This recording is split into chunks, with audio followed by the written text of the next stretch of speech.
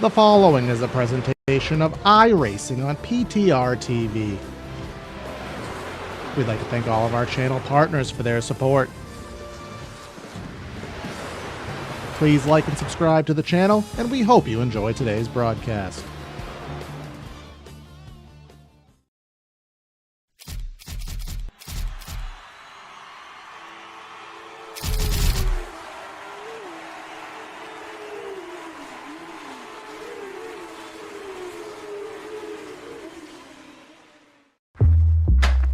Whatever you drive, however you drive. AMSOIL specially engineers lubricants to maximize power, performance, and protection in your vehicles, so you can work hard and play hard with confidence.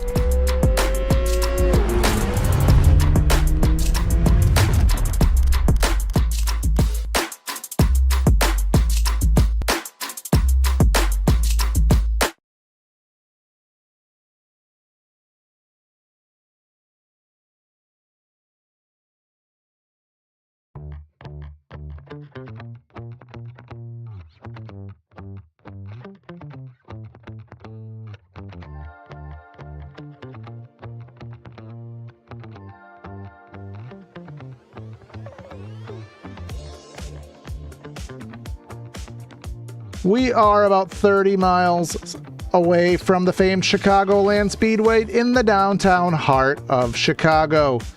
Nestled out in the city streets in Grant Park lies the 2.2 miles of the Chicago street circuit, built entirely by iRacing and then transformed into the real world.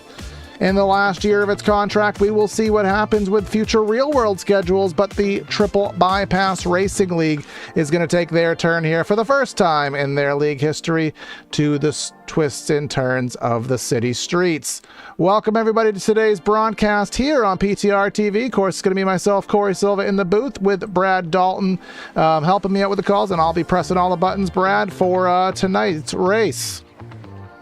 Yeah, good morning, good afternoon, good evening, everyone. This is Holler to the Harbor 40 here in Chicago, with the Chicago Dogs, whatever you want to call it.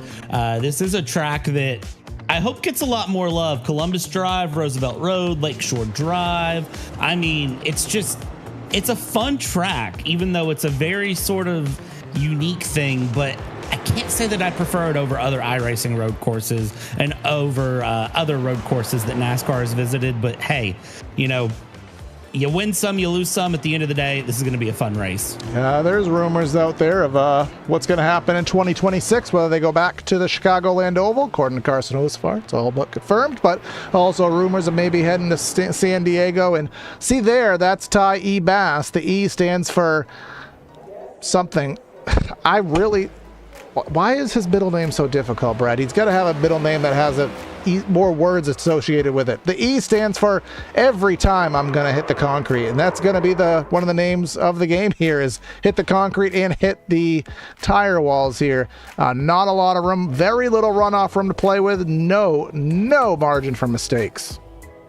Yeah, there's like no forgiveness here on this track, and I love it. If you are a IndyCar fan, you of course know the infamous Indy tracks, the Indy road courses that are very, very narrow. Why is everything blanking on me right now? Welcome to Sunday nights.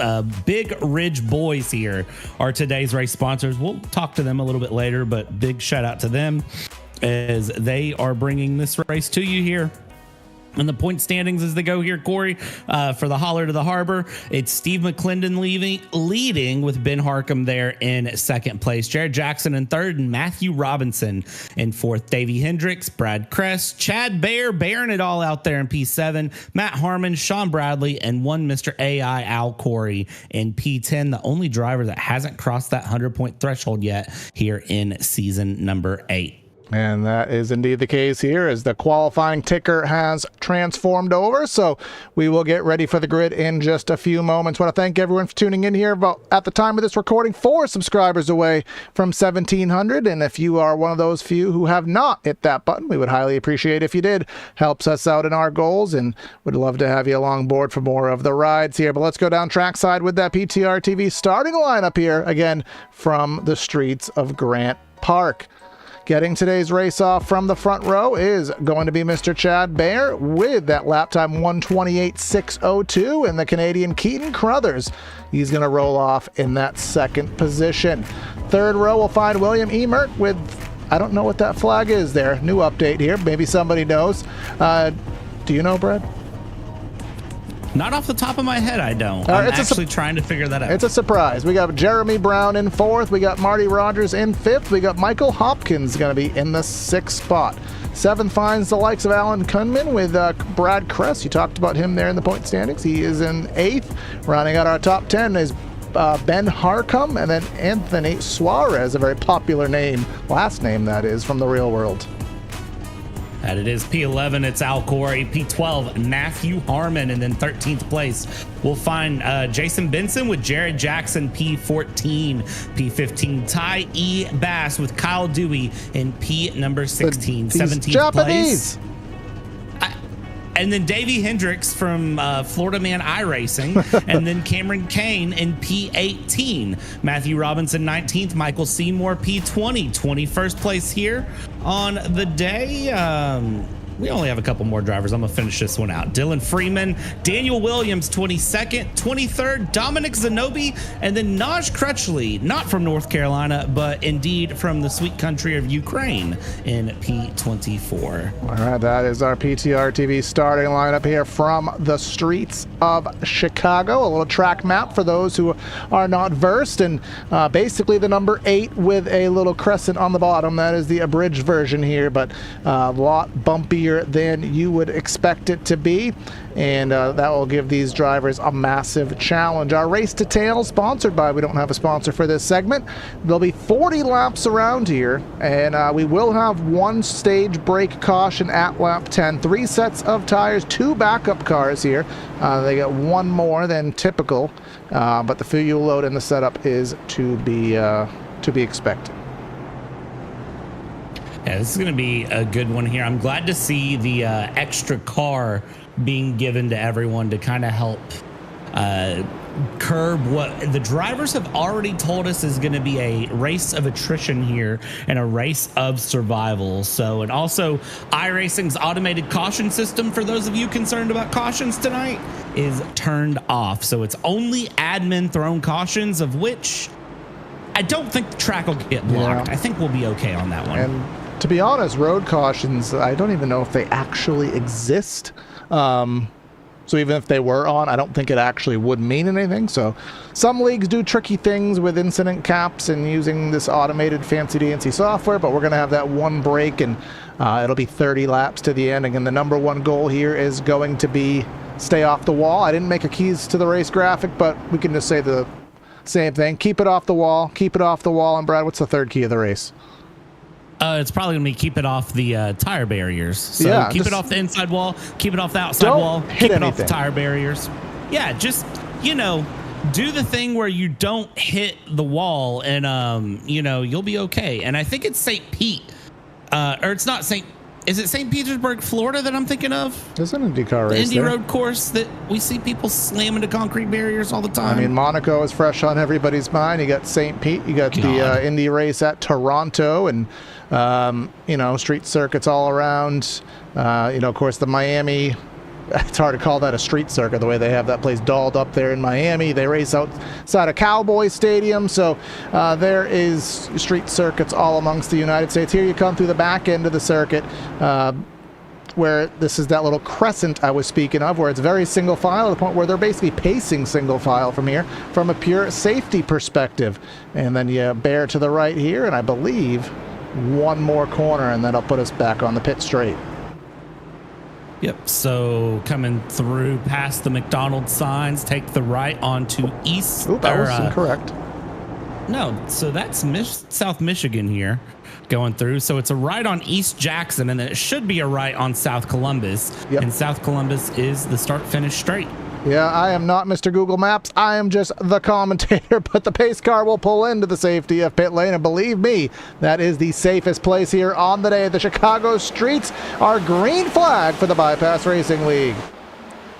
All right, and as we get underway here from the Holler to the Harbor, into turn one we go, and Chad Bear, a great driver here, is very, very well-versed in road course racing. So Chad Bear tends to win anytime Triple Bypass takes anything to a road course. So don't be surprised if Chad Bear just kind of disappears up front. Back in the back, nobody's been in the car yet that I can see. Everybody kind of settling it in. And you see there's a lot of good action all the way through the field, though. Everybody just settling in single file, but oh, that's the 33 straight into the wall. Yeah, that's Mr. Kyle Dewey here, and he is doing the wrong thing. Yeah, brakes usually make the car go slow, Kyle. That's just a little life tip for you there, but... now, the next-gen car does have that new braking system physics fancy-dancy thing, a.k.a. It takes a lap or two to get the brakes up to proper temp before they will start braking at max efficiency. That's why I am terrible at these things. So the first couple laps just got to be a little bit easy and get yourself sorted. But this is Dylan Freeman. Took a look here underneath Matt Robinson. This is the tightest corridor here of Chicago. It's on a little 3-lane interchange here. They're crossing back over for the Crescent through the Toyota section. Back to what I call, and Andre used to call the McDonald's drive-through here with those billboards all over. Now he's going to make a dive in a very tight corridor.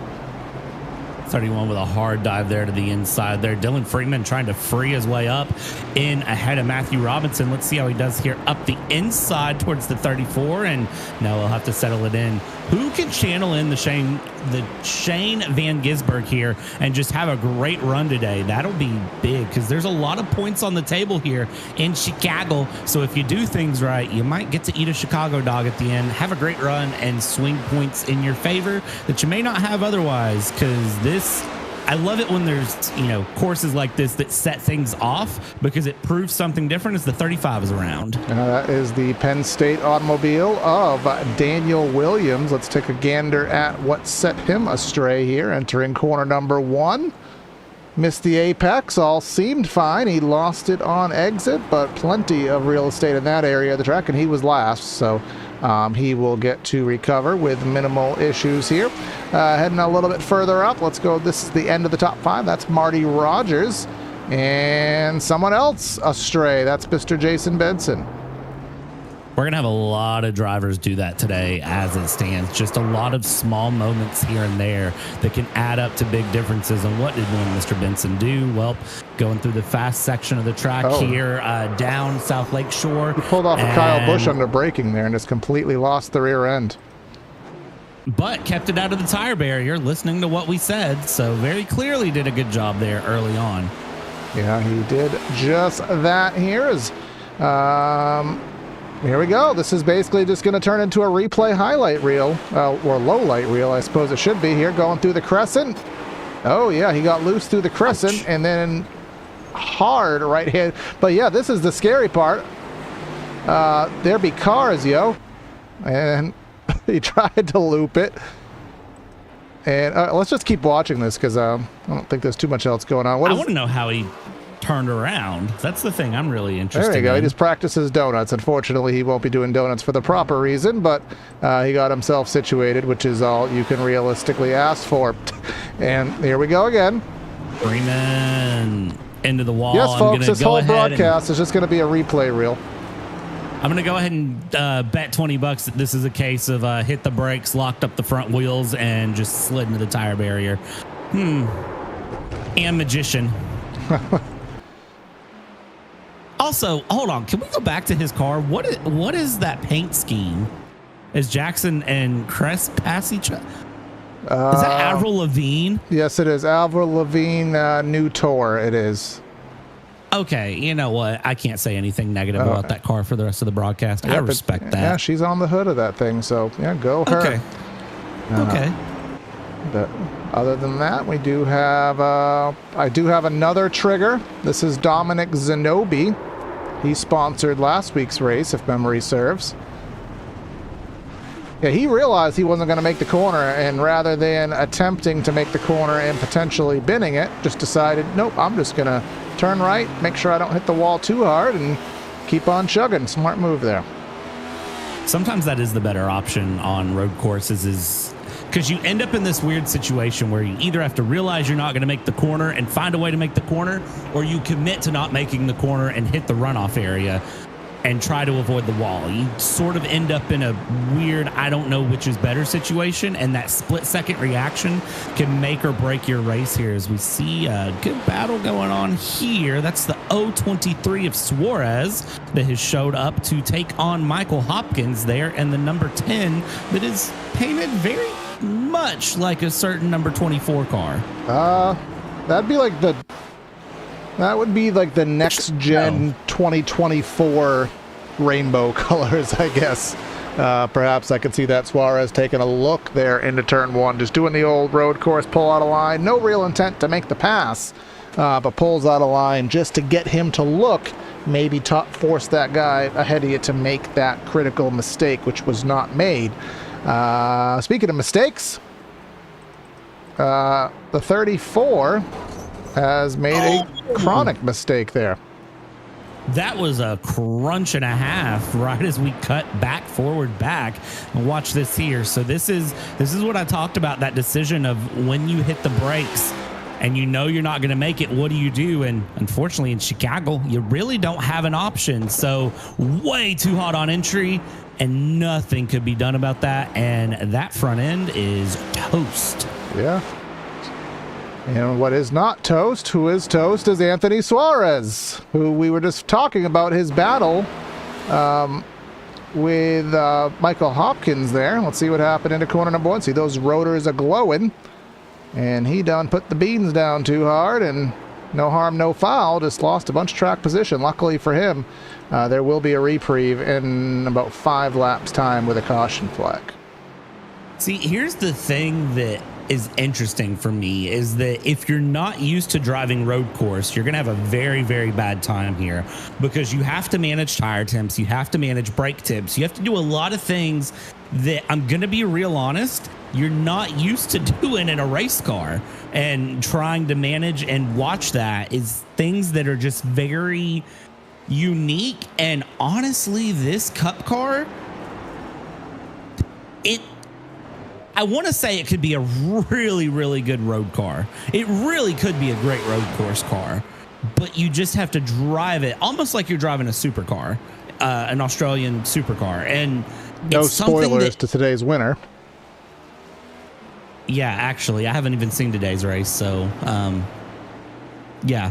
But anyways, yeah, it's such a unique thing that if you're not used to it, you have a bad time. And it's why Chad Bear does so well, because Chad Bear is used to this and is great on road courses. Go on board with him and just watch the ebbs and flows of a lap here, and watch the bumps on that newly updated digital dash here via the new iRacing build. And that's actually another kind of point of contention here, is these drivers aren't just racing a Cup car on a track that they don't traditionally race on. But this car went through a physics overhaul between last week's race and today. So on top of adjusting to the track, you're also learning the nuances of this updated car and everything that goes along with it, kind of giving the double whammy. As we have another driver, Brad Kress, who has towed to the pits via an issue, which is right here. And again, this is a case Missed of the apex. hot on the brakes, and yep. Missed the apex, and in that corner of the track, you cannot miss the apex because there's really only about 1.5 feet of wiggle room on the lane there. So luckily that extra lap, that extra backup car will come in handy. And Daniel Williams, I think he was just running that slow. My system triggered me that there may be something going on, but I think he just took the corner that slow. He had an issue earlier on, so don't blame him for there. And that's our race leader just behind him. And even Chad Bear, as fast as he is, he just kind of kissed the concrete on corner exit there. So even he is, undergoing some challenges here today. Yeah, I will be surprised if anyone has what you would describe as a perfect race, Chad Bear included. Chad Bear is going to smack the wall. Chad Bear is going to, miss a breaking point somewhere. The big thing is the consistency of when that happens. It'll be so few and far between for Chad Bear compared to other drivers. And I think that's really is going to be what helps him out there. As you see even a wiggle there on the exit as they go over the bridge down into the Xfinity area. Now we go through the drive-through. I mean, yeah, this is they're on East Congress Plaza as they come through. I thought we were in Macaland, but we're not here. We're through the manufacturer run. But Chad Bear, one of our race sponsors today, and no surprise he's sponsoring a race that I would say he was feeling confident coming into. You think there was an intent behind that? 1,007%. Ty E. Bass is in the pits. The E stands for everybody watch out because I'm about to wreck. Boom. And he did the worst thing you could do there, slammed on the brakes and then cut the wheel. You're better off pumping the brakes and aiming into the runoff there and trying to miss the tire barrier than you are to do that. So that kind of shows you what not to do. Is William Emmert, I believe, no longer has an ice cream car, if I just saw that correctly. Is it because he probably watched the broadcast and heard that we weren't going to talk about it anymore? So he's changed his primary sponsor to A2 chocolate milk. Brahms is still there, but he is now cow-oriented, that motor vehicle. Respect. Okay, good choice. Now we've talked about his car on the broadcast, and we won't talk about it anymore, or else I will absolutely get my Heine. Is he using the A2 chocolate milk and the Brahms ice cream to make the world-class milkshake? I guess would be the billion-dollar question. I hope so. Really better be. So I'm going to be upset if there is not a milkshake to be involved. Like a triple chocolate milkshake with some Hershey sauce in there. That'd be good there, as Zenobi in the 30 gets passed by the 31 of Freeman. And I don't even know if I want to call that a pass or if that was just like basically what you would see on a point by. And also, Florida Panthers. I don't know how the Stanley Cups is going, if I should congratulate or be sympathetic towards the Florida Panthers, because I haven't been following the Stanley Cup. Al Corey having issues, not making my namesake feel proud at the moment, but let's see what happened to the number 45 Oldsmobile. On the bind as I might, is slowing down for left-hand corner, locks it up to the Chevrolet. Chevy did a very good job, actually. Chevy and a Ford banner directly next to each other. That's like seeing Coke and Pepsi in the same vending machine. Literally. Also, to give you an update on the Stanley Cup, it looks like the Florida Panthers beat the Oilers there in Game 5. So, looks like the Oilers are on the back foot right now. But I also have not been keeping up with the Stanley Cup very closely. Well, it must be 3-2. Otherwise, it'd already be over. So, somebody top of the shot just pounded the fence. I didn't quite see who it was. It was that was Emmert. It was a. Was it Emmert? I can't quite tell. It may be a mystery here because I don't want to waste too much of the broadcast by playing the old guessing game. But yeah, somebody had some concrete issues to be sorted out here. Here comes Jeremy Brown. Brad Kress just says, "You go ahead, bro." Brad Kress is one lap in arrears here as we are on lap number 9. So this is coming to lap number 10, and usually you wouldn't think lap traffic and 10 laps at a road course, but as you can see, that is what we're dealing with here on the... Nope, take that back. I always forget that they call it on the start of the lap, not the end. So this is our one and only caution of the event. Yeah, taking that stage break here, it's going to be a reprieve for a lot of drivers. It's going to give them some time, slap some fresh tires on, get an idea of what's going on. Maybe not wreck the car under caution, please. Oh, Seymour has already, that thing is fresh out of Bowman Gray, Michael Seymour's number 87 car. That right front is not right fronting. The left front fender is fine, but the right front tire is certainly not right fronting here. So while we're under caution, probably would be a good time, Brad, if you want to have a quick word with our race sponsors here, or at least one of the two, both of them, however you want to coagulate that. Well, let's find out where they're at. Brad Crest, Chad Bear. That's who we're looking for. Let's find them. Neither one of them are in chat. So a word with neither of them. All right. We could have a pretend interview. Nah, Okay. Hey, Brad Crest, Chad Bear. Can you explain to Corey what a holler is? Oh, I mean, I can't answer. I can't do a fake interview with stuff that I literally don't know what it is here. I'm sorry. I'm just a New Englander boy, but we all. Pardon me.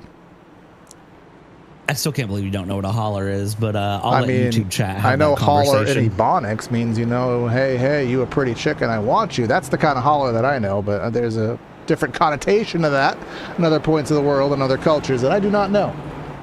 Your northeastern U.S. basis is showing itself, but I'll forgive you for it. It's okay, because you do know a lot about NASCAR, and I respect it. Yeah, I actually had to tell you why this track was important and why it's on the schedule, so... Which, for those who don't know... the track was important. For those who don't know, end of 2020, iRacing actually came out here, middle of the night, got special permissions from Chicago, scanned these streets. 2021, they built this track on the sim. There was a pro invitational race here towards the end of COVID. Real drivers took part in the event on FS1, the Windy City 110, as not the easiest pit lane in the world. You have to make the hardest of right-hand corners to get yourself into the pits. As you can see here, very easy to miss, which I don't know if that's intentional or not, but some guys missed it. But yes, after that Pro Invitational race, end of 2021, they announced that they are going to come here for real in 2022. And per some driver feedback from the sim, they decided to make some layout changes here, which I can show you in a little bit. Everyone overcooking their box. But yeah, iRacing basically was the reason this track exists. So little cool stories there, but it is in the end of its 3-year deal, so rumor is it's not coming back. So what is to come will be interesting. But while we have this opportunity, I think we are going to have at least one more lap, so this will be a good time to do our race recap of Michigan's race last week. So stay tuned for that.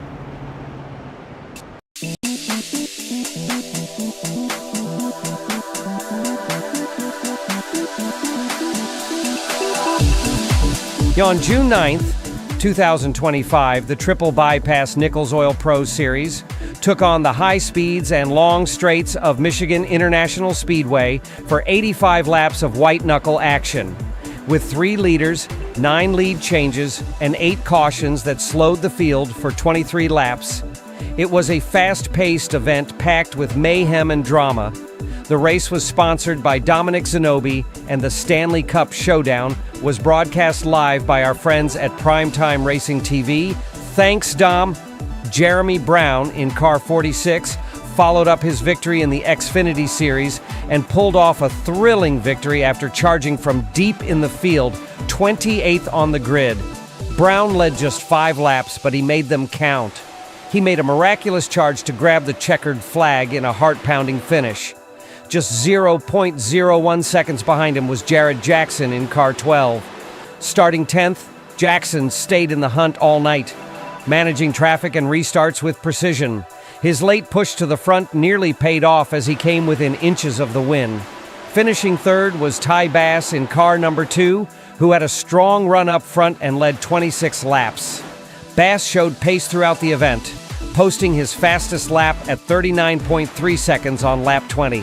He crossed the line only 0.07 seconds behind in a finish that had the top 3 separated by less than a blink.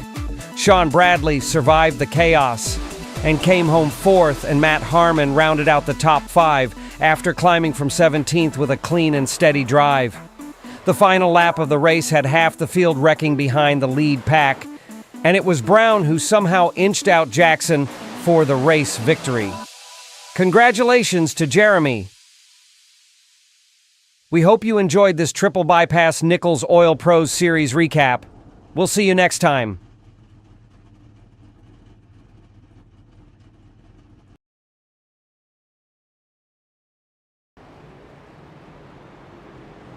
All right, we are back here on PTR TV for the second stage of the event. It'll be 30 laps to finish things through here after pit stops. Actually, we'll bring up our stint graphic on the ticker.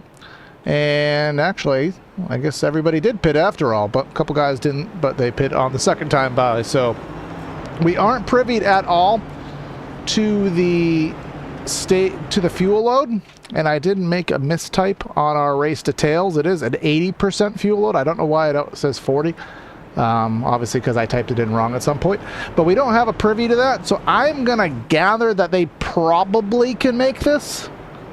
But I don't know if you have any inside sources to prove that one way or another, Brad. Let me find out really quick. I can always don't call ask Al. He lied to us last time. Oh, yeah. He forgot about the draft last time, didn't he? Is that what happened last time? Let me do some digging and let me phone a friend and I'll get back to you. All right. The 30-second clock is ticking on that, literally and figuratively here. But coming through the back end of the circuit, I did forget that I did put this fancy track map feature here in, so it gives you a perspective of where we are on the racetrack coming into that right-hander bottom of the hill. This is a downhill braking point. This is one of the sectors of the track that iRacing actually modded. You can see that lane to the right-hand portion of your screen, not from that camera and not from that camera, but there was essentially two interchanges there, and they were going to run the first interchange and then they chose to run the second one. So actually there's two versions of this track available in iRacing for that purpose. iRacing getting big in track building here. So but now we come to the back end of the track, making that two right-hand 90-degree quarters, and that puts us on to the pit straight. I'll leave Brad. You could be the geographer there with the street names. That's beyond my abilities. Oh, it's not too hard to figure out, so we can definitely look at that and go through. So let's see how things go, because of course South Columbus Drive is the main run here. We go on to South Columbus, and it is going to be green flag out. Chad Bear will take us back running here to get going on lap number 13 of 40. And look at the Popeyes car with a deep dive to the inside. Avert your eyes, because this could get ugly quickly. Well, they're giving each other ample space for the time being here, but this is the most stressful part of the race because this is when they are closest together, and Popeyes just dented the box there, and that chicken may be a little out of shape, but it is probably still pretty tasty. Ben Harcum into the wall there, going through the long right-hander, and now you have that awkward part of the racetrack. Again, 3 lanes through this very narrow sector, hard on the brakes, now on the gas. You get to open things up here. A little bit of a straight before another 90-degree corner. And as we go through and continue along, keep on the gas here, deep into the 90-degree off of South Columbus. On the East Balbo Drive we go, and riding on board here with the number 3, just trying to keep up with the number 10 ahead, and just hard on the brakes we go. Another right-hander. Don't cook the tires, don't hit the inside wall, and make sure you actually hit the apex so you don't hit the outside wall. Now we go through East Congress Plaza Drive, and that is where the fun runaround goes through. Whoa, whoa, whoa, whoa! Whoa! Saved it there. Great bit of driving by Kunman there to save that car through that sector of the track. And it's not even just hitting your line perfectly every time. Another portion of it that is requiring to be done is you have to navigate the bumps the right way. The bumps at certain parts of the track, they will throw you around, and you have to hit them at the right angle so that they throw you where you want to go. Otherwise, they'll throw you into a loop, or they'll throw you into the not even the safer barrier, into the concrete. Yeah, it's very, very easy to lose the car under braking from those bumps and just going through, because it is a case of just, this is laser scan for how the road is, and that is literally how the road is. The road is bumpy. I don't know if you've ever driven any public road in any major city. Corey, I know you have. But yeah, bumpy roads are very much a problem. Oh. And I don't know if you know this, but yeah, bumpy roads do that. Yeah. As a person who lives about 45 minutes away from Boston, does have to travel to it about every month or so. Yes, having streets, potholes are a thing here to a significant degree, and I see somebody on the struggle bus here, back of the shot. That That is Matt Harmon, who has since towed to the pits, but we must uncover the root of his issues. And this is into turn 1, and my guess again is a little too much on the brakes, and actually no, not enough on the brakes, I'd say. And again, that's one of those that sometimes when you go to make that turn and you can't make that turn, you're better off to just it's such a weird position to be in, and it's such a hard thing to explain, kind of the situation where you need to sort of pump the brakes to get the car to turn more. It's a weird situation. Yeah. Essentially, when you lock the brakes, essentially no matter what you do, the car is just going to slide. That's just the nature of it. So when the car is sliding, the only way to get grip is to get it to not slide. And the part that is very counterintuitive is you're going too fast, so your brain says don't let off the brake, when in effect letting off the brake is the only way you're going to save or minimize the damage.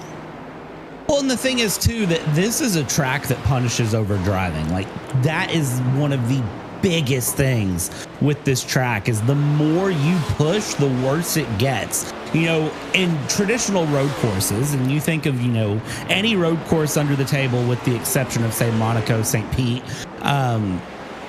Miami, you know, the dumb F1 tracks, and even then a lot of them still have this. You know, if you overdrive a corner, there's runoff. That you can just hit the runoff and be okay. I mean, if you watch Le Mans over the weekend and the 24 hours of Le Mans, even if you miss the first or second Mulsanne chicane, there's runoff that you can just cut through. And we saw many cars do that, but somehow the plushie survived. Don't ask me how. But there's runoff usually.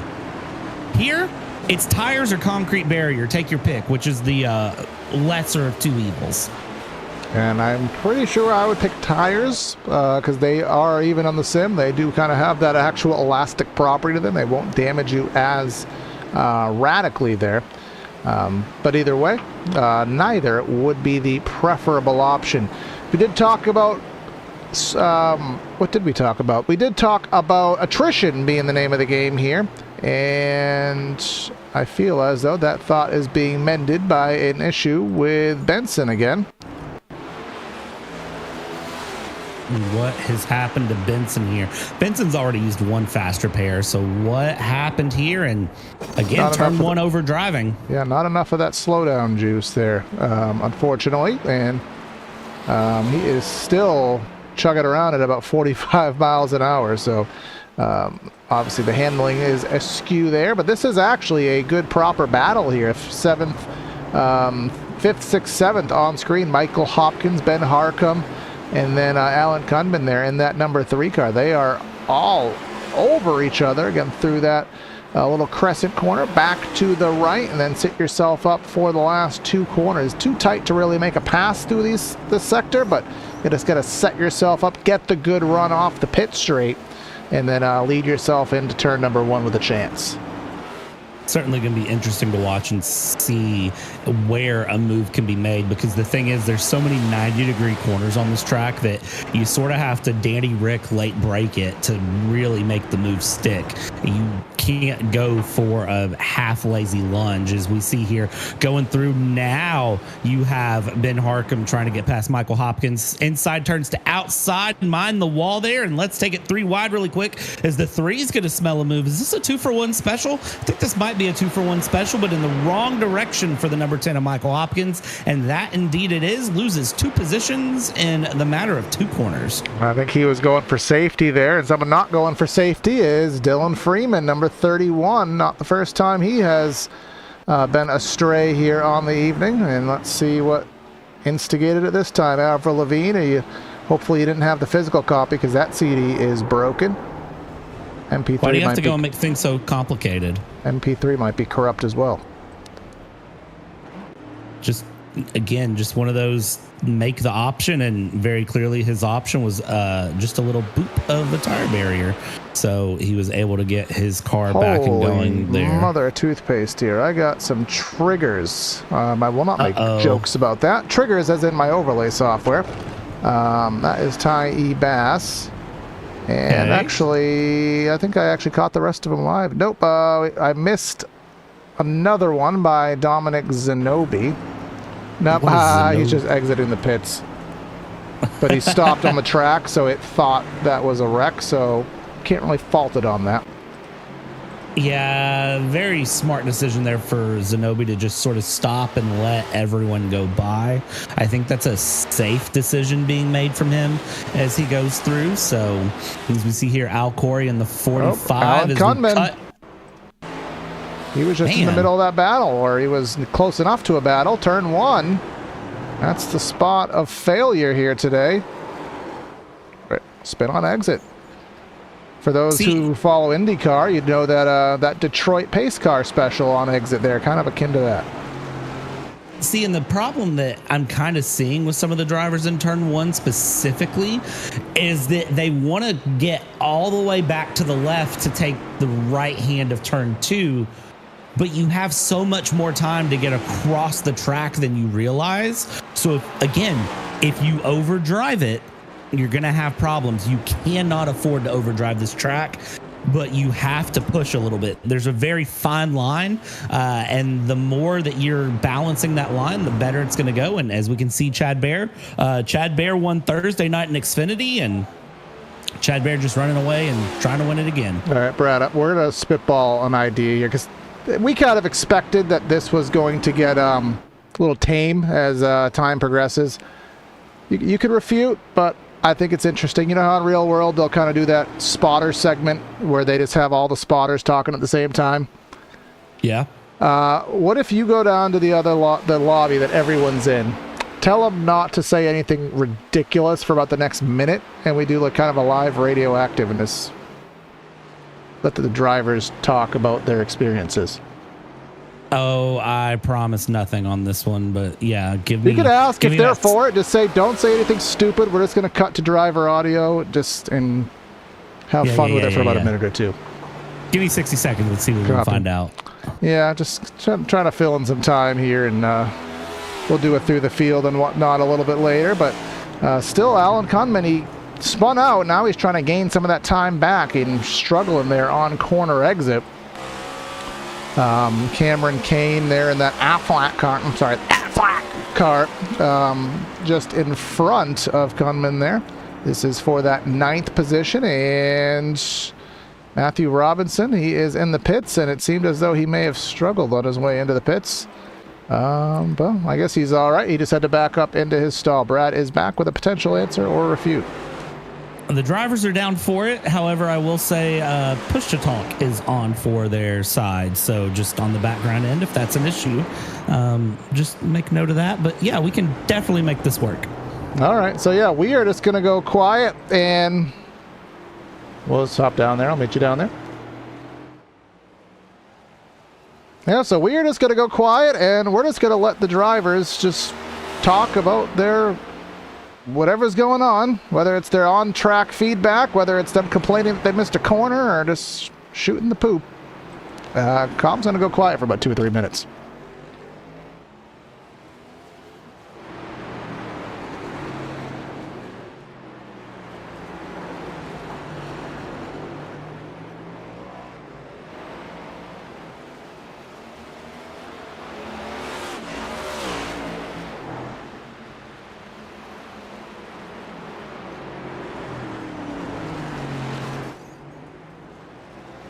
Okay, that was a failure. So, for some reason, it had to be muted when I was down there. I think that may be a server permissions thing. So... That is push to talk. It's so much fun. Wait, I'm forced on push to talk? Everyone is in that channel specifically. All right, so... when you said that, I thought it was, whatever. I didn't see a big fuss to it. All right, well, that idea didn't work, so I guess we will do a through the field, and we'll drag it out as long as physically possible, I suppose. Leading this thing through, who he's led every lap, I think, here today. We're on lap 20. Yes, he is batting the perfect race thus far. Chad Bear, our race sponsor, and that number at 91. We got Keaton Carruthers in position number 2. He's just best of the rest. Not that far off on pace, mind you. Only about a tenth or two off per lap, but about 2.5 seconds off the lead at the moment. Our not ice cream milk car of William Emert, he is in the 3rd position. Bud Light, it's been canceled in the United States, but not by Marty Rogers. He's driving that Bud Light car, and he's denting the can there live on camera. Ben Harcum ruining our through the field here. The Popeyes car has slipped in the grease. So now, through the field, we'll continue with Michael Hopkins in 5th. Jared Jackson running in 6th. Cameron Kane running in 7th. Ben Harcum now into 8th.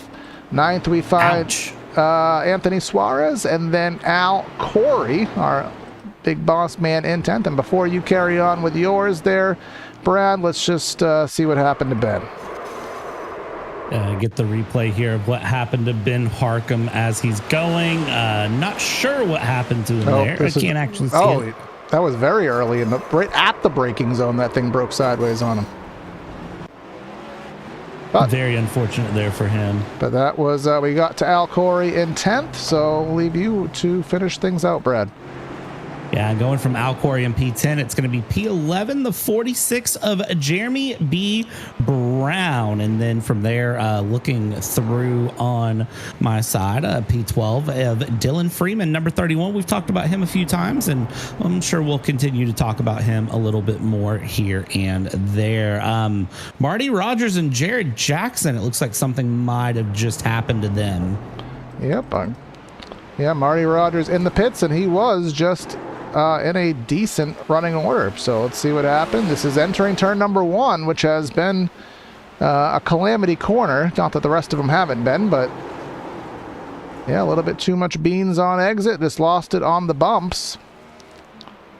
And I believe you said something. Somebody else may have gone astray as well.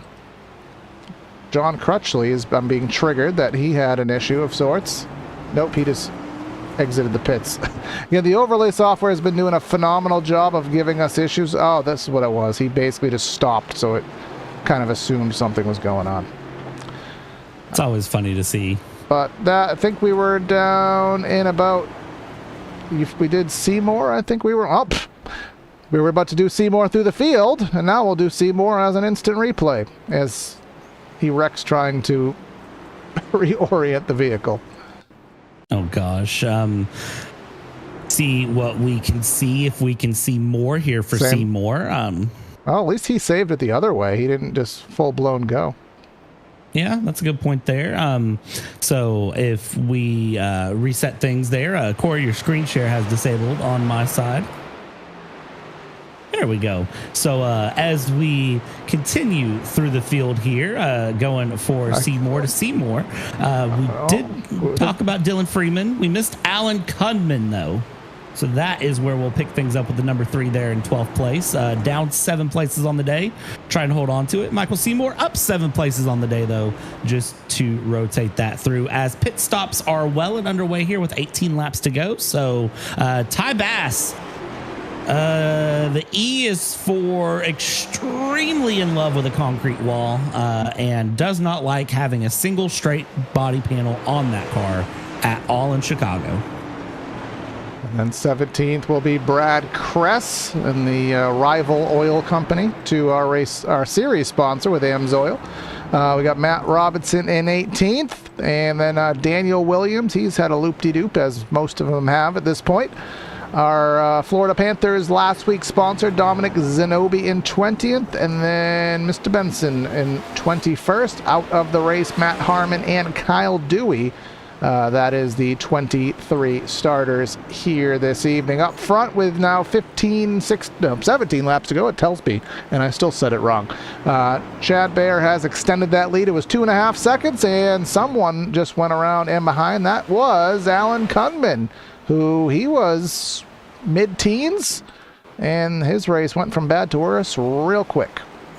And what happened to the Flow Racing number 3 here? Well, that is just too much throttle too early on exit, and send the front of the car to the back of the car.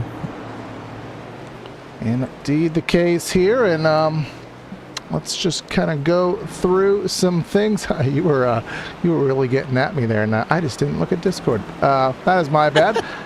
Well, that's part of being a streamer, is your Discord notifications are off, so if you don't look, you don't see anything. So little nuances of life here in the back end. We did go and get a couple talking points, because we knew we would need them here today. Let me just kind of go through my little list here if anything stands out. This is the first stock car race for Triple Bypass at a street circuit. So that is a fact, as we have an actual battle, a live battle, not a tape-delayed battle. Ooh. As I think that's Somebody Al Corey. No, it's not. Oh, what in the heavens is going on here? We have Naj that? Naj Crutchley just absolutely locked it up there, right in front of that battle. All right, yeah, let's go back here on a replay, because I was lost for a second. This is on board with him.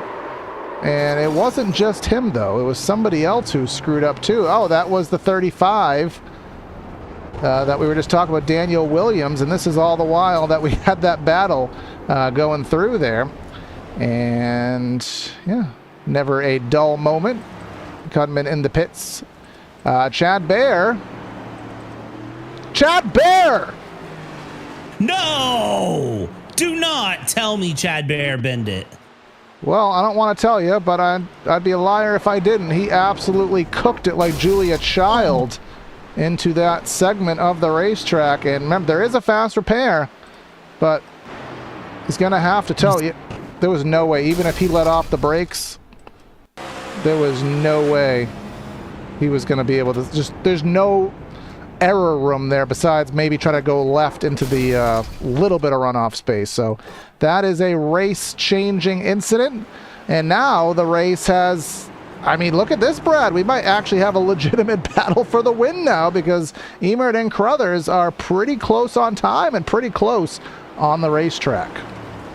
Well, this is going to be an interesting one to watch here. William Emmert half a second off of Keaton Crothers, and pace-wise, they are very similar. Last lap, 132.3 to a 131.7 for Emmert. So Emmert actually showing faster and consistently showing faster. So 809, 405. I don't really know who's going to get this one, but oh my God! You know what I just thought? We can make a Pitbull joke about William Ebert, Mr. 405. Maybe someone will get that. Oh my gosh. Yeah, I don't know. I'm done. No, you're not done. You got 15 laps of action now. In their Thursday Xfinity Series race, Chad Bear did win that race. Brad Kress and Chad Winstead rounding out the podium. So Brad Kress has not had the same luck here today, finishing second in Xfinity, but only running currently 15th, 2 laps down here in the next gen. And as we said, the next gen did have a bunch of updates, which some drivers are struggling with, as we have very well seen. They are currently doing some testing. Of course, the Gen 4 has been out for a while. It was kind of the misclassified ARCA car. But the proper 2003 Gen 4 is available, the Taurus and Monte Carlo, and they are doing some preliminary testing. They did do some testing, possible including that in the Bypass Tour in Season 8. It'll be exciting to see if they bring the Gen 4. The 35, the Penn State car. You know, if he didn't have a Penn State paint scheme, I'd feel a little worse for Williams there. I'm going to be real honest. That's a personal thing, though, but seeing him go through and around and try to keep that car going in a straight line and not end up like Penn State actually does, which is absolutely obliterated here. Emmert, we're on board with trying to keep up. 1.7 seconds, has lost all pace that he had on Keaton Crothers. Keaton Crothers has dropped the proverbial lead weight out of the bottom of the car. This is where Chad Bear led to his early demise. This is a very difficult sector. Now we open back up here to the Blue Cross sponsored segment, and Geico, that'll be deleted next build, because Geico has pulled their affiliation with NASCAR, to my knowledge. So I'm pretty sure there's a progressive car. Yeah, it's Denny Hamlin. So Geico has decided that they don't want to spend more money in the NASCAR world. There's Xfinity, they've renewed their sponsorship with the Xfinity Series, I think, for one more year. And then that sponsor will be demised, at least from that standpoint. So who knows? Will Busch come back and sponsor the Busch Series? Craftsman did, so who knows? But other little factoids, and I think that's all I got for little blurbs provided by admin. So the rest of it will be on us. Where's Andre when you need him? I mean, I can go on about random NASCAR facts till we're blue in the face, but not all of them are relevant to this race. At least it's not raining. Of course, spoilers to those who missed the Mexico race. It did rain there. The next-gen car, iRacing has rain. The next-gen car, as with every other NASCAR automobile, stock car, none of them do have rain enabled. There's no rain tires, wiper model. I'm sure it's hashtag soon, but not yet. So, what is up with Harkham's front left? It is not doing. It's missing. Oh, and he's just trying to muscle the car to the pits, I guess, for fast repair, and has officially given up. Oh, I found it. I done found to find it. And very similar fate to Mr. Chad Bear. Going too quick. Brake pedal. Hello. Brake pedal. No. Yeah, and that fender, might want to go back and pick that up. And yeah, that left front, not left fronting. And I think that that car has clucked its last cluck. And that drive-through line will be a little bit longer here. As we go back to live footage, the gap now 2 seconds. Again, there comes a point too, Brad, with every race, and Harkham now in the pits. There comes a point with every race where you have to kind of accept your fate and accept your result. And Emert, whatever, we haven't got corrected on that yet. There comes a point where he's essentially, now we're closing in on 10 to go in a few laps, he's going to have to throw in the flag and say, you know what, I'm not going to get to him. Let me just back it down and finish this thing and not bin it. Because as we saw with Chad Bear, even the best can still bin it here. And again, it's one of those things of you overdrive the track and you're going to feel it. You have to dial it back. But then you end up in this weird thing where if a driver tries to dial it back artificially, they make more mistakes and they make more errors. And I almost wonder if that's not what we saw with Chad Bear, was Chad Bear, trying to push himself backwards and causing that error, because we've seen many a driver do that where they get told like, hey, you need to slow down, you need to calm down, you don't have to drive it as hard, and then they drive it that hard and it's just absolutely a disaster. They wreck it because they got out of the rhythm, out of the routine. And I'm almost curious to see Chad Bear has to make up a minute. Yeah, he's on the lead lap, so that is impressive. We do have some pit stops here. Harkham and Rodders, we know, because of damage. Anthony Suarez, I'm being triggered that he may have had a faux pas. I'd call that a faux pas. Yeah, I would agree with that. Definitely could have been a lot worse for him here. Let's see what happens. So hard on the brakes, downhill right-hander, and, well, the back end became the front end. Just practicing the burnouts. Was hoping for the win, but might as well get a burnout in now. Well, still going to get a top 10. Essentially, at this point, Dylan Freeman, last on the lead lap. He has a 14-second buffer before he will meet the leader. So that is the end of the lead lap. So as long as you stay on the lead lap, you're essentially guaranteed a top 10 here today. So little small points to make yourself feel a little bit better. There's Al Corey closing in on Jared Jackson, heading into that very tight confine. You can see that little lane to the right of the track where the safety vehicles are. They ran that originally. They flip-flopped. They chose to use that outer lane instead of the inner laning, and that was just one of the updates that iRacing helped NASCAR decide in reality as they come through the McDonald's drive-through. Right-hand corner, up and over the train bridge, I believe this is. And then down over to complete another lap. See here, 10 laps to go coming up soon, and it'll be interesting to kind of watch. And you can see how spread out the field is here if you look in the upper right hand of the track map, because that's just kind of, again, that's the nature of this track, is just the variance in pace. Because again, these cars are very unique to drive in a road course situation. You're either very comfortable with it or you're very not. And even looking at some of the last laps back of the shot. No, ow. He's still going straight, but definitely not an ideal straight. That thing to stop turning mid-corner. Ouch, that was a hard hit too, but looks like got away with it somehow, but don't know Cameron how. Kane, he was running in fourth, and another faux pas. This section of the track, I'm not sure if it's marbles, if it's heating up, but this kind of narrow back section of the track where we lead, well, actually, he had two issues. There's issue number one, and I think issue number one led into issue number two. See that right front? I think this is just brake wear, tire wear, catching drivers out at this point. You have to remember that fresh tires react a lot better on a track than 30-lap-old tires do at this point. So you've got to just he's still going. He's in fourth. He doesn't want to bail on this yet. He has not used a fast repair, so he has a 30-second buffer behind him, I believe, from what I'm seeing. He's in fast repairing out. Yeah, he's in sixth now, so now he's dropping back. He's lost that buffer, so he'll fall back to most likely ninth before he falls off the lead lap. So get that fast repair in. Going back to the front, Keaton Carruthers. He is not pulling away.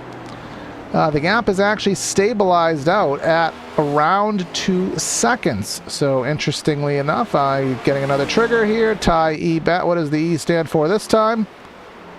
Electric slide. Well, that's the gentlest little tap into a wall that he could have had right there. So, and no way to prove this, but if you knew how many replay cuts we did today, I'd give you $100. But that number has been a tall one here. Daniel Williams, did I catch a Daniel Williams wreck? I don't think so.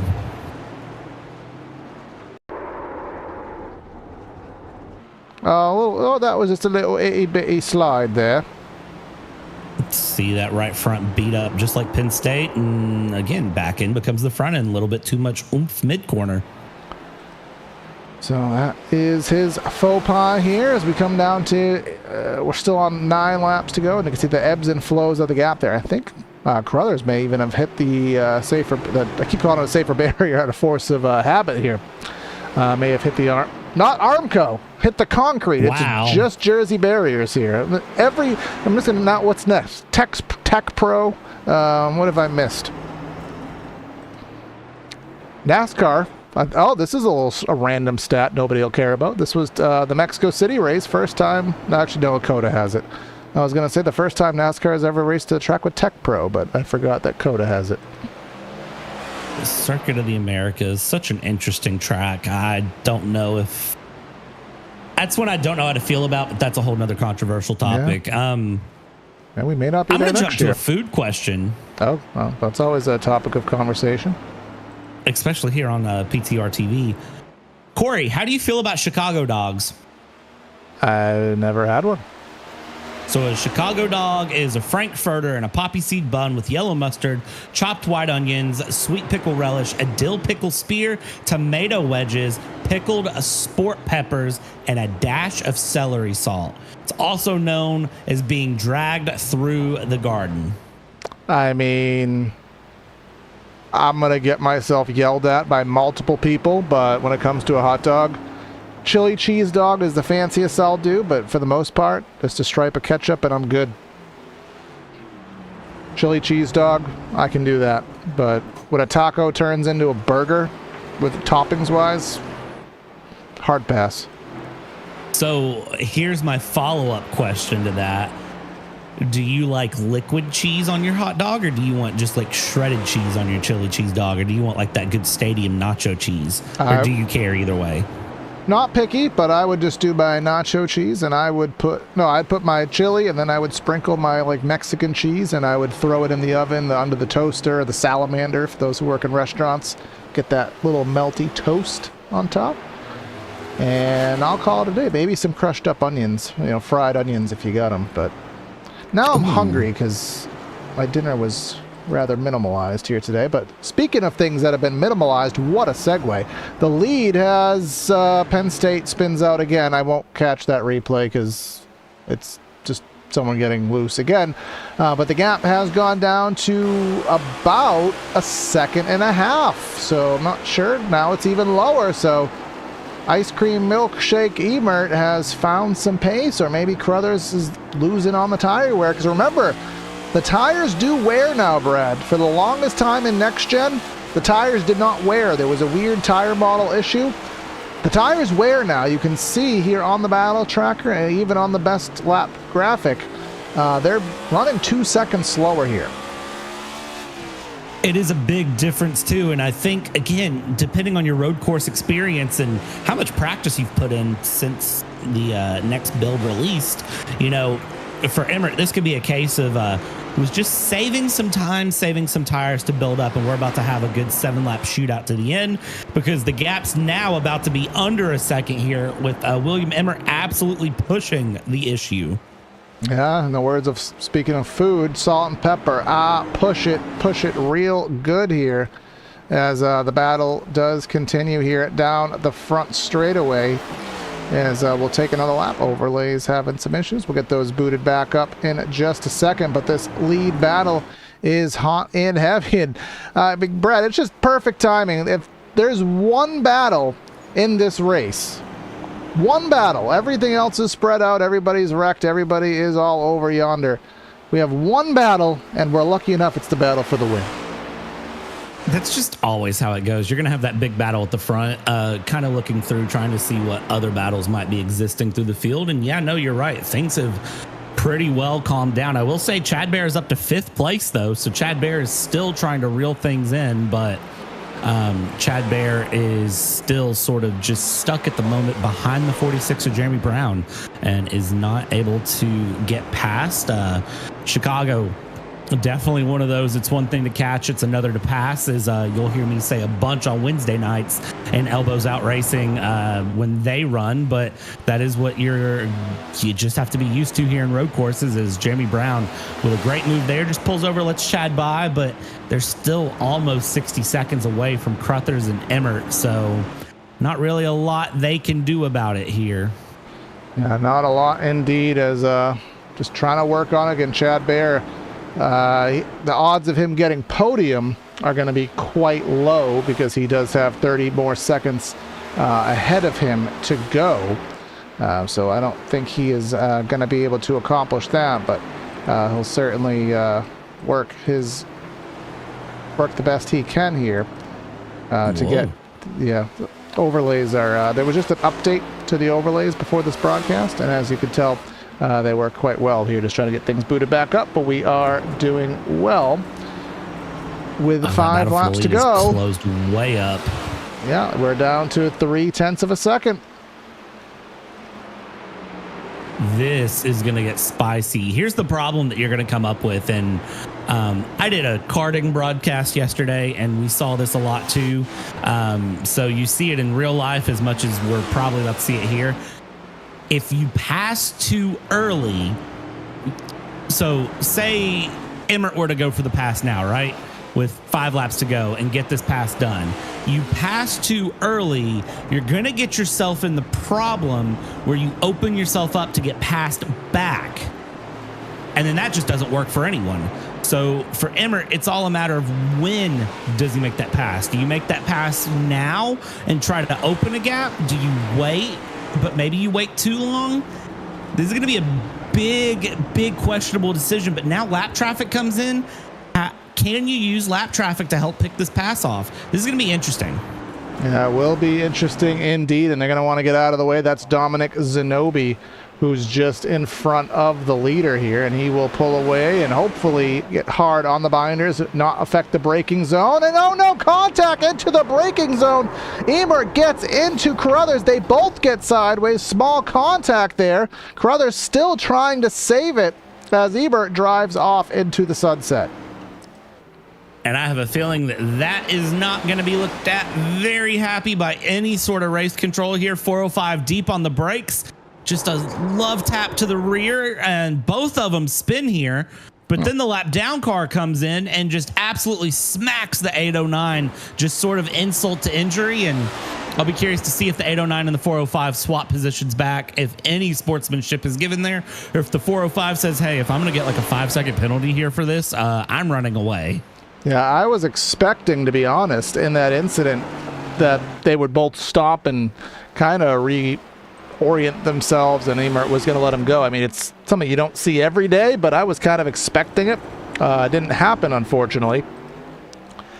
So, again, we'll see how that fares both pre and post race, but either way, for the time being, this is where things stand, and now we have a 12-second gap, first, second. I mean, was he going to get the lead at some point? Yes, that may be the saving grace that Crothers will hold his head on, that, most likely he was going to lose this race anyways, but yeah, now you'll never know if he could have held him off.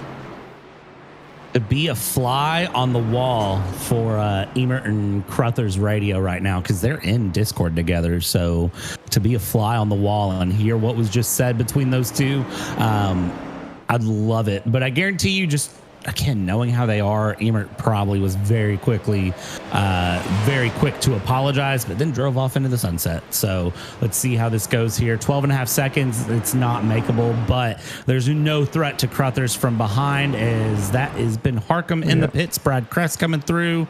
Yeah, this one got interesting with 3 laps to go. Yeah, another issue for Harcum here. Was he trying to get out of the way? I think he was trying to get out of the way, so he just put himself in the fence, which, take it as it is, but now he is behind the wall. But now that gap, 13 seconds, so he's indeed pulling away. There was a little bit of contact and some connectivity issues, but a little bit of contact with Crothers with Zenobi there. Not any impact, on his vehicle, really. It was all aesthetic. But he is losing about a second a lap. So again, the inevitable happened. It's just how it happened that will have to be scrutinized. Yeah, and I will say that, looking at that all the way around, it's not ideal, but it is a moment that happens here. But the field's such a variance and similarity of pace in ways that I wasn't expecting. You've got a lot of guys that are running 130s, a lot of guys running 131s, and a lot of guys running 133s. So you have a lot of fast drivers, but I think it's taken them a pretty considerable amount of time to just get the cars under them here around this track. And by the time they've all done that, things have spread out. The closest gap I see is 2 seconds between Suarez and Jared Jackson. Yeah, and Suarez, he's kind of running where he was traditionally running all race. He was kind of running in that 7th-ish position for the most part, and multiple issues, but has more or less found himself where he has deserved to run, which is in that position right now. 4 drivers behind the wall: Kane, Kunman, Harmon, and Dewey. Matthew Robinson all but out of the race, but just chugging along as we come through about, say, another lap and a half remaining here at Chicago. And as we go with 2 laps to go here, lap and a half essentially, coming through, going through the right-hander and to the long sweeping left, past the park here, through the manufacturer's run, now through the drive-through section. I tell you what, a McDouble sounds pretty nice right now. Going through, I had a Baconator for dinner and it just didn't hit. A McDouble would be pretty nice. Son of a Baconator on sale, or the real one? The real one, the app. You have turned me into an app person, and the Wendy's app, as the white flag is out here for Emert. Just so you know, on the app for Father's Day, there was a buy one premium sandwich, get one free. So I got a chicken sandwich for the missus and a Baconator for me. The son of the Baconator was excluded. Well, I did not think to get that app myself. I ate other places, but apparently we're going to be celebrating with milkshakes, although slightly tainted milkshakes, per everyone's own decision making here. But coming through the hardest corner of the track, this is what took Chad Bear and a couple drivers out, coming through that first interchange exchange there. Gets through it successfully. A couple more 90-degree corners and a carousel, and we will be all set for victory lane. Yeah, the milkshake brings all the boys to the yard, and Emmert's definitely going to be bringing them to the streets of Chicago here, up over the hill, down.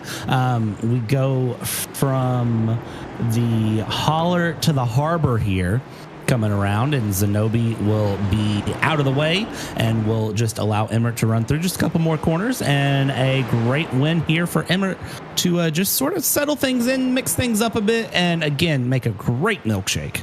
Yeah, it's coming through the second to last corner, the penultimate corner, up through the McDonald's Bridge, and then down yonder for the final time. The first time the Triple Bypass League has taken to a street circuit, and in a little bit rough fashion, William Emer will get the trophy. The 405, the Ice Cream Shake, gets his first crown of the season. Great win there from Emmert coming through. Albass, it'll be looked at, though. Keaton Crothers in second place. You got to wonder what could have been for that battle for Crothers if there hadn't been a little bit of contact there, and then the insult to injury with the lap down car just tapping him there on exit. Third place here, Michael Hopkins in that bright number 10. Will exit out of the final corner, and not to make things complicated, Avril Lavigne there ahead a lap down, but Michael Hopkins with a great third place, and Chad Bear fighting all the way back up to fourth, was 47 seconds off of the win when it was said and done.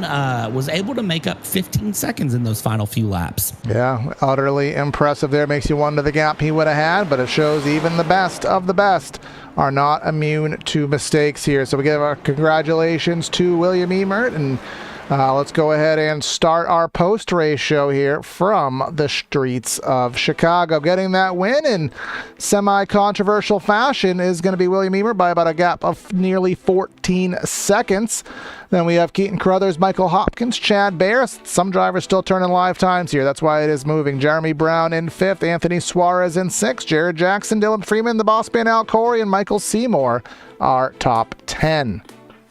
Moving on from there, it is P11, Brad Kress, John the Naj Crutchley, Ty E. Bass. The E stands for P13. And then Daniel Williams in 14th. Ben Harcum, P15, Marty Rogers, Jason Benson, Dominic Zanobi, and then all of the drivers from there that didn't finish. Cameron Kane, Matthew Robinson, Kunman, Matt Harmon, and Kyle Dewey will do the last place in P23. All right, and we will head straight to Victory Circle, if the cameras will allow me to. And let's get ourselves queued up and organized here. Mr. Brad, if do we have our peeps ready? Oh, he's already here, so he is ready. So, well, if you got yourself a win here, you were closing in on Keaton, and obviously that way you got by was, I'm sure, unintentional, but puts a little bit of a damper on it. But surely the speed you had, you were to get by him one way or another sooner before this race ended. Yeah, maybe. I was content with getting second. I was a little scared to try to push him there, and then I just kind of lost track of the braking point and saw him slow down and panicked, and we just had some contact. Yeah, obviously it not how you want to go about it, but obviously it happened. So, but just kind of talk about the first street circuit. What was your mentality with road courses in general? Are you someone who likes road courses, and if so or if not, how much more of the challenge was here at the street circuit? I never really liked road courses until I really started trying iRacing, and street circuits are pretty hard. It's a lot less grippy than things, so I'm usually scared the whole time. Yeah, well, next week, I won't say grip will be aplenty. We will be at the Concrete Jungle at Nashville Super Speedway next week. What's the odds that we can do a back-to-back? 1%. It might be called Super Speedway, but I'm pretty sure it's a short track, and that's my least good tracks. Well, 1.3 miles, so that's a topic for a podcast, what that actually qualifies for. But we'll see what you can do, man. Any final shout-outs before we let you go? Just Tech Nicholas for sponsoring the series and all the guys in this league. All right, well, congrats on the win here today, and we'll see you next week, man. Oh, he's out quick. And now you are up with the bridesmaid here on the evening, Brad. You have Mr. Keaton Crothers. Keaton, it is Brad up here in the booth, man. I gotta ask the $1 million question. That pass there when you got passed by Emmer and then the tap there from the lap down car. Kind of talk me through that. Yeah, I mean, I think maybe braked a little earlier than he expected. Maybe his tires were a little better than mine. I was having to move my brake point back a little bit, so ran into the back of me, but it is what it is. It's all good. I'm going to ask the $2 million question here, Keaton. So Chad Bear had a very good run until he didn't. Do you think if Chad hadn't have had his moment in the wall, did you have anything to take to him to try to get that win? Absolutely not. No chance there. He was way too fast. I respect that. I respect that answer a lot. And how do you feel about next week coming up? Don't have a lot of experience on that track, but we'll get some practice in this week leading up to it. See what we could do. See if I can do a little better on an oval here for a chance. Awesome, man. Well, anyone you want to thank or shout out before we let you go, the floor is yours. Nah, just thanks you guys for doing this, and thanks for TBP guys for putting this all together.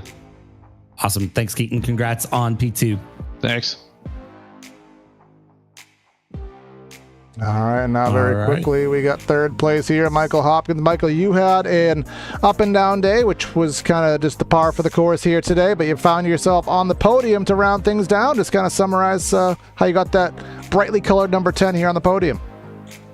Yeah, definitely just a day, kind of you versus the track, right? So ran my race, tried to keep it clean, kept it clean, just finished where I finished there in third place. Yeah, Twisty Bits Racing, obviously quite accurate here towards what we had here at Chicago. Well, next week we head back to an oval, not a traditional oval, but the Nashville Super Speedway, the 1 1/3 mile concrete track. What's your confidence level heading back to an oval, that one specifically next week? Yeah, been there a couple of times. Not my favorite track. We're certainly going to go out there and do our best there. Try and put that Catamount Solutions Chevy back there up at the top, and maybe talk to you guys next weekend as well. Well, we'll see if that's the case, man. We'll be watching you. Any shout-outs, thanks you want to give before we let you go? Yeah, just the boys at Catamount Solutions, solid second and third today. Like I said, we'll try our best to do it again next weekend. All right, man. We'll catch you. We'll see you then. Good luck. Congrats on the solid run tonight. Thank you. All right, so the race here today, Brad, at Chicago, obviously a lot of thrills, even more spills, little controversy, so just a normal NASCAR race in the grand scheme of things. I was about to say it's just NASCAR. What are we talking about it for at this point? This just feels like a traditional Sunday. It was fun, and I'll be interested to see what happens next year. Next year? Next week. So wow. I was gonna say, is there a 6-month layover that I'm not aware of? I hope not. All right, yeah, we don't have quite a 6-month layover, so make sure you stay tuned for next week. And actually, in 2 days' time, we'll be back here with Area on Tuesday and Thursday. Elbows out. I'm not sure on the schedule of that. That's Mr. Brad. But we'll be back next Sunday with more Triple Bypass. Like, share, comment, subscribe. We're very nearly at 1,700. 60% of our viewers are not subscribed. Please help us with that number and hit that button for us. Any final words, Brad, before we sign out? See you. All right. Short, sweet, to the point. I'll go ahead right with them. That's Corey and Brad signing out of the booth. Have a great night, and we'll catch you next time.